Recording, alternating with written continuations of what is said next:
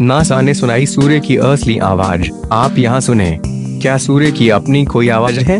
अगर हाँ, तो वो आवाज कैसी है? इस पर शनिवार 4 जनवरी की सुबह से ही देश भर में चर्चा हो रही है। इसलिए क्योंकि पूर्व आईपीएस अधिकारी और वर्तमान में पुडुचेरी की राज्यपाल किरण बेदी ने इसे लेकर 4 जनवरी 2020 की सुबह करीब 8 बजे एक ट्वीट किया। इसमें एक लिंक साझा की गई है जिसमें दावा किया गया है कि सूर्य ओम की आवाज निकालता है। दावा ये भी है कि ये आवाज अमेरिकी अंतरिक्ष एजेंसी नासा NASA ने रिकॉर्ड की है, लेकिन ये गलत है। इसे लेकर किरण बेदी सोशल मीडिया पर ट्रोल भी हो रही हैं। किरण बेदी द्वारा ट्वीट किए जाने के बाद लगातार वे audio video clip social media के अलग अलग प्लेटफॉर्म्स पर वायरल हो रही है।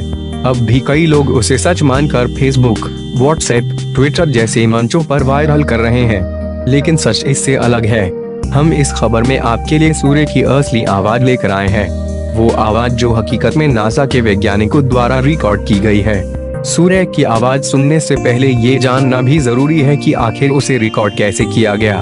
ये काम नासा के सोलर एंड हेलियोस्फेरिक ऑब्जर्वेटरी SOHO के वैज्ञानिकों ने किया है।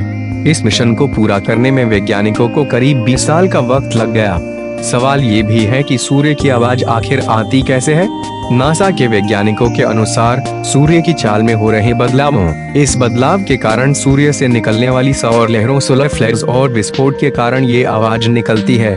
खास बात यह है कि सूर्य निकलने वाली आवाज की फ्रीक्वेंसी इस तरह है कि लोग इसे आसानी से सुन सकते हैं।